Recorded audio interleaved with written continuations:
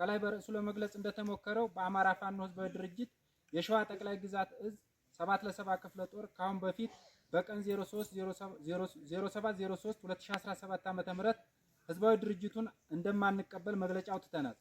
ስለሆነም ሸዋ ጠቅላይ ግዛት እዝን ከህዝባዊ ድርጅቱ ወጥቶ ሸዋን ወደ አንድ አደረጃጀት ማምጣት እንዳለበትና በጠቅላይ ግዛቱ ስር ያሉ ክፍለ ጦሮችን እኩል የሆነ የሀብት ክፍፍልና ተወካይ ይኑራቸው ስንል በተደጋጋሚ ስንጠይቅ የቆየን መሆኑ ይታወቃል።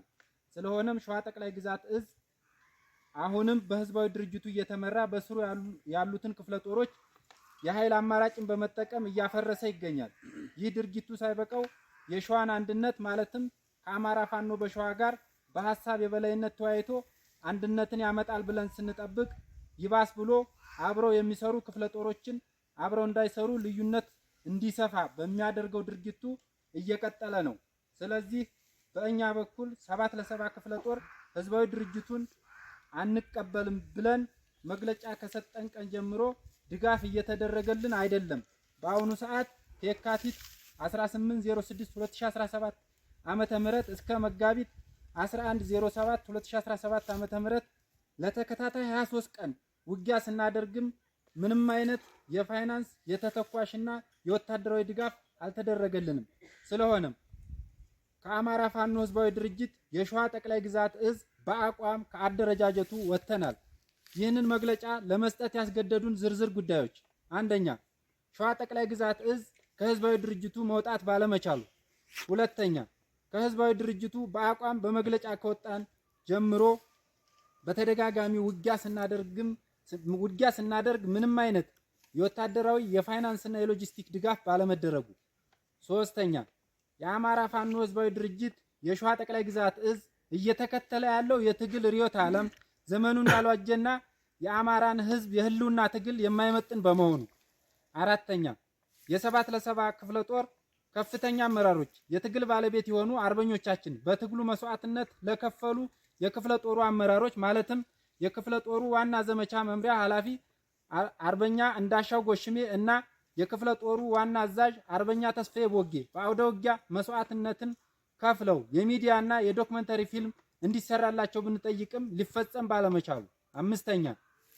ሸዋ ጠቅላይ ግዛት እዝ የእርስ በርስ ጦርነት አቁሞ ወደ አንድ መጥቶ የአማራን ህዝብ እየደረሰበት ያለውን በደል መሰቃየት እንዲሁም ከሰቆቃ ልናወጣው ይገባል እንጂ ህዝባችንን እርስ በእርስ እየተዋጋን አንገት ልናስደፋው አይገባም። ስለሆነም ከእንደዚህ አይነት ድርጊቱ እንዲቆም በህዝባችንና በድርጅታችን ስም ብናወግዝም ባለማቆሙ፣ ስድስተኛ ሸዋ ጠቅላይ ግዛት እዝ በእሱ ስር ያሉትን ክፍለ ጦሮች ካሁን በፊት የኃይል እርምጃ እየወሰደ እንዲፈርሱ ካደረጋቸው አስቴጉማ ተራራ ክፍለ ጦር ብሩኬ ደምሴ ብርጌድን፣ መንዝ ሚኒልክ ክፍለ ጦርን፣ ሬማ አጼ ዳዊት ክፍለ ጦር ቀስተነህ ብርጌድን፣ ራምቦ ክፍለ ጦርን መስዋዕትነት ከፍለው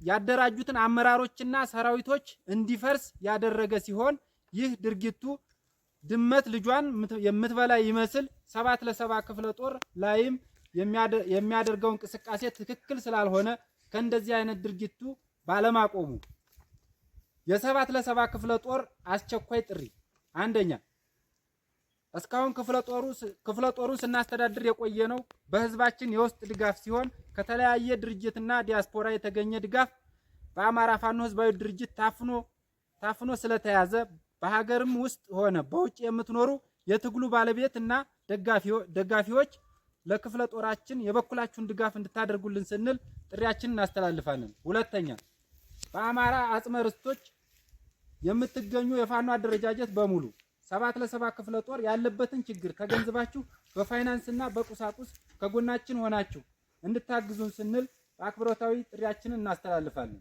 ሶስተኛ 7 ክፍለ ጦር ከማንኛውም የአማራ የህልውና ትግል ዳር ለማድረስ ከሚታገሉ የፋኖ አደረጃጀቶች ጋር ጠላትን ለመምታትም ሆነ ድርጅት ለመመስረት ዝግጁ መሆናችንን እናሳውቃለን። ማሳሰቢያ የአማራ ፋኖ ህዝባዊ ድርጅት የሸዋ ጠቅላይ ግዛት እዝ ካሁን በፊት በ7 ክፍለ ጦር ስም ድጋፍ እንደሚሰበስብ ይታወቃል። ስለዚህ ከዚህ ቀን ጀምሮ በስማችን እንዳይሰበሰብ ስንል እናሳውቃለን። ተጨማሪ ማብራሪያዎችን በምስልም ሆነ በድምጽ ለመስጠት ዝግጁ ነን። ድል ለአማራ ህዝብ፣ ድል ለአማራ ፋኖ፣ ክብር በጀግንነት ለተሰዉ አርበኞቻችን ከ7 ለ7 ክፍለ ጦር ሴንትራል ኮማንድ። አመሰግናለሁ። እሺ እናመሰግናለን።